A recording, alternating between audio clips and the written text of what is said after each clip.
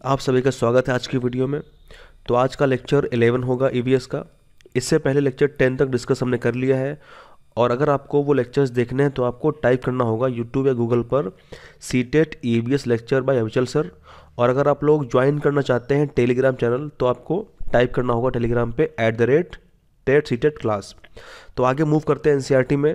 तो यहाँ पे दांडी यात्रा के बारे में डिस्कस किया गया है। तो यहाँ पे बहुत ही इंपॉर्टेंट है कि आपको ये डेट याद रहे दांडी यात्रा के बारे में।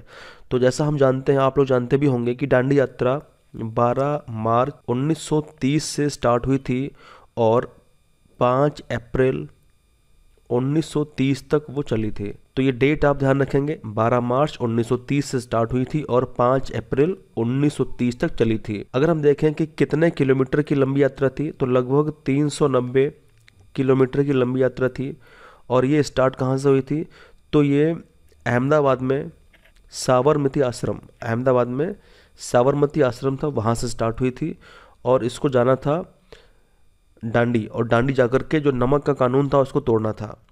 हालात ये हो गए थे कि उस समय जिस समय भारत पर अंग्रेज़ों का शासन चल रहा था, इवन अगर हम नमक की बात करें, नमक तो प्राकृतिक चीज़ है, नमक के ऊपर कोई टैक्स या कर नहीं लगा सकता है।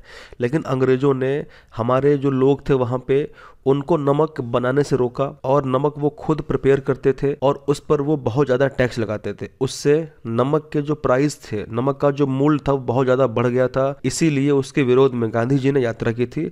अब यहाँ पे सबसे इम्पोर्टेंट आपको बात ध्यान रखनी है कि नमक आखिरकार बनता कैसे है। तो होता क्या है कि कई सारी ऐसी क्यारियाँ बनाई जाती हैं, इस तरीके से खुले क्षेत्र होते हैं, वहाँ पे उस नमकीन पानी को भरा जाता है और उसके बाद में उसको खाली छोड़ दिया जाता है।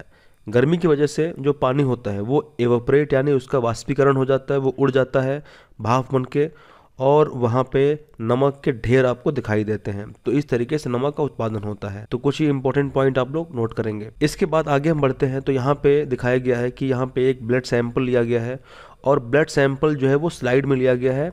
और यहाँ पे ये सस्पेक्ट है, यहाँ पे उम्मीद है कि शायद इस व्यक्ति को मलेरिया की शिकायत है।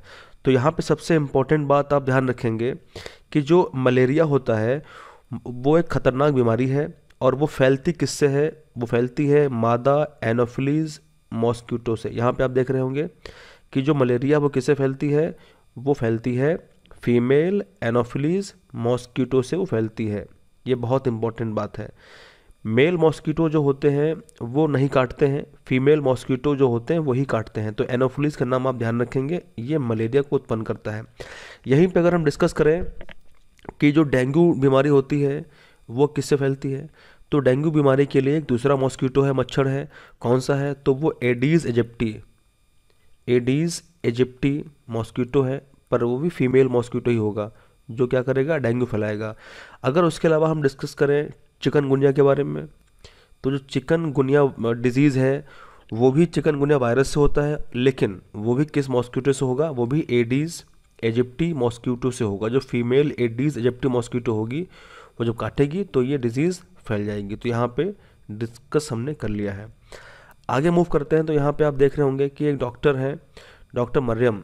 यहाँ पे वो माइक्रोस्कोप के द्वारा कुछ चीज़ों को देख रहे हैं। तो यहाँ पे सिर्फ यही दिखाया जा रहा है कि माइक्रोस्कोप के नीचे रखने पर कुछ छोटी चीज़ें बहुत ज़्यादा बड़ी दिखाई देती हैं। यहाँ पे इसी के बारे में डिस्कस किया गया है। यहाँ पे अगर हम देखें कि जो मलेरिया बीमारी है उसकी दवाई कैसे बनती है, उसकी जो ड्रग है या उसका जो मेडिसिन वो कैसे बनाया जाता है, तो यहाँ पे बहुत इंपॉर्टेंट आपके लिए है कि सिनकोना। यहाँ पे आप देखेंगे सिनकोना जो पेड़ होता है उसकी छाल, सिनकोना पेड़ की छाल से दवाई प्राप्त करते हैं। लेकिन पहले ज़माने में क्या होता था? सिनकोना पेड़ की छाल को उबालकर और छानकर फिर उसका इस्तेमाल करते थे। लेकिन आज क्या हो रहा है? सिनकोना पेड़ की छाल से दवाई प्राप्त करती है। अगर हम देखें कि जो दवाई सिनकोना पेड़ की छाल से प्राप्त की जाती है उसका नाम क्या है? उसको हम बोलते हैं कुनैन। क्या बोलते हैं उसको? हम उसको कुनैन कहते हैं। तो ये बहुत इंपॉर्टेंट बात है कि कौन सी दवाई प्राप्त की जाती है, तो कुनैन प्राप्त की जाती है। और ये जो सिनकोना पेड़ है कहाँ पाए जाते हैं? तो ये इंडोनेशिया के आसपास के जंगलों में अधिक मात्रा में पाए जाते हैं। आगे मूव करते हैं। यहाँ पे बहुत ही इंपॉर्टेंट स्टोरी है एक साइंटिस्ट की जिसने मॉस्किटो के पेट में किसी चीज़ को देखा। तो मच्छर की पेट की कहानी और वैज्ञानिक की जुबानी। तो इनका साइंटिस्ट का नाम बहुत इंपॉर्टेंट ध्यान रखेंगे, क्या है? Ronald Ross.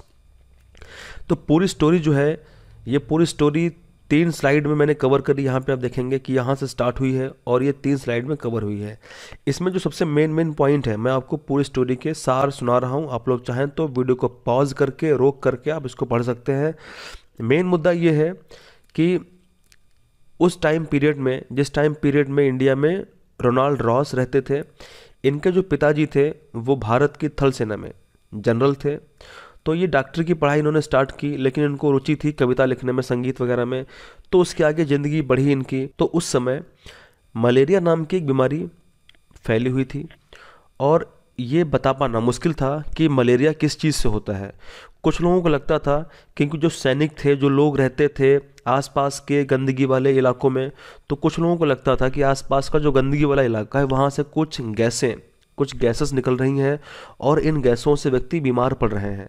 लेकिन एक साइंटिस्ट ने ये पता लगाया। एक साइंटिस्ट ने क्या किया, एक व्यक्ति का ब्लड सैंपल लिया, यानी उस व्यक्ति का खून निकाला, और खून में माइक्रोस्कोप में जब देखा तो उसको कुछ वहाँ पे डॉट दिखाई दिए, यानी कुछ वहाँ पे आरबीसी के अलावा कुछ पार्टिकल्स दिखाई दिए। तो ये संकेत हो रहा था कि शायद इन्हीं की वजह से इसको ये समस्या हुई है। उसके बाद में इनके जो टीचर थे, इनके गुरु थे, तो उन्होंने बताया मलेरिया है वो शायद मच्छर के काटने से हो रहा है। तो इनको इन सब बातों में बहुत इंटरेस्ट हुआ और इन्होंने क्या किया, अपने आप से जानने की कोशिश की कि आखिरकार बीमारी कैसे फैल रही है, और अगर मॉस्किटो से ये फैल रही तो किस तरीके से मॉस्किटो फैलाते होंगे। इन्होंने काफ़ी बार मॉस्किटोज़ को पकड़ा और उनको व्यक्तियों को काटने के लिए दिया।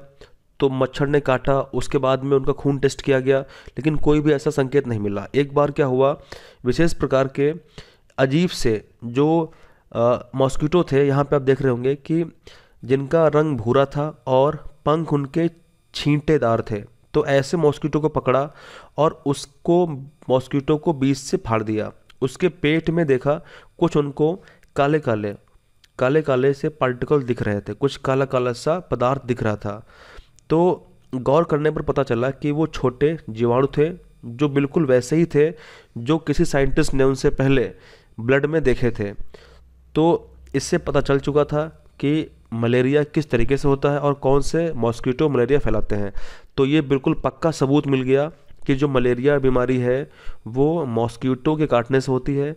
तो बहुत इंपॉर्टेंट पॉइंट है, फीमेल एनोफिलीज मॉस्किटो जब काटती है तो मलेरिया बीमारी हो सकती है। उसके पंख कैसे होते हैं, उसके भूरे रंग का होता है और छींटेदार उसके पंख होते हैं। ये पॉइंट जो है एग्जाम में आ सकता है। उसके बाद में रोनाल्ड रॉस को दिसंबर 1902 में चिकित्सा के क्षेत्र में एक पुरस्कार दिया, नोबेल प्राइज़ मिला, और इसी के साथ में एक बहुत बड़ी डिस्कवरी खोज हो चुकी थी। तो आगे मूव करते हैं। तो यहाँ पे आप देख रहे होंगे कि यहाँ पे बचेंद्री पाल के बारे में डिस्कस किया गया। ये बचेंद्री पाल हैं। तो बचेंद्री पाल भारत की पहली और संसार की 5वीं ऐसी महिला बनी जिन्होंने माउंट एवरेस्ट को फतेह किया। तो बहुत इंपॉर्टेंट है, भारत की पहली महिला जो माउंट एवरेस्ट पे गई बचेंद्री पाल थी, और विश्व की 5वीं ऐसी महिला जो माउंट एवरेस्ट पे गई बचेंद्री पाल थी।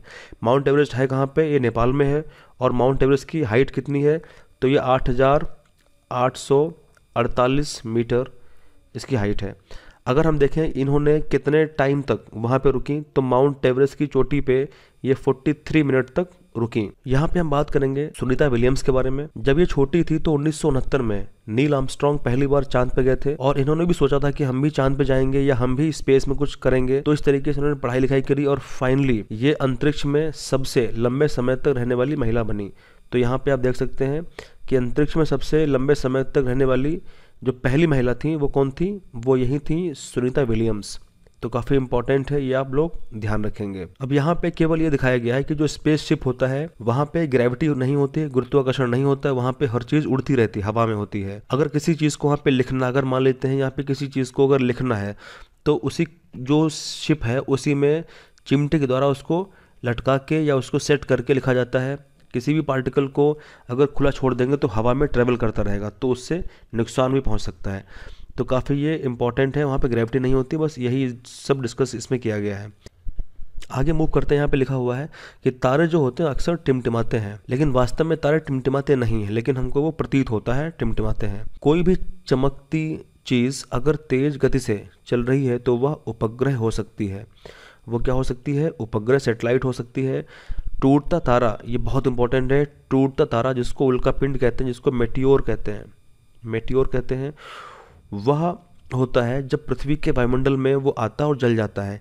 यानी पृथ्वी के वायुमंडल में जैसे ही कोई भी बाहर का उल्कापिंड आएगा तो वो जल जाएगा, उसी को हम कहते हैं मेटियोर या फिर टूटता तारा। तो इस तरीके से काफ़ी इंपॉर्टेंट डिस्कस यहाँ पे है जो बहुत ज़रूरी है, आप ध्यान रखेंगे। अब यहाँ पे जब नील आर्मस्ट्रॉन्ग चांद पे गए थे तो उनके शिप में कैमरा लगा हुआ था, तो उसने एक अर्थ की फ़ोटो ली थी। तो यहाँ पे आप देख सकते हैं कि यहाँ पे सरफेस मून की है और यहाँ पे पूरा स्पेस है ब्लैक, क्योंकि चांद पर एटमॉस्फेयर वायुमंडल नहीं है, तो वहाँ से ऊपर देखने पर हर चीज़ ब्लैक दिखाई देगी।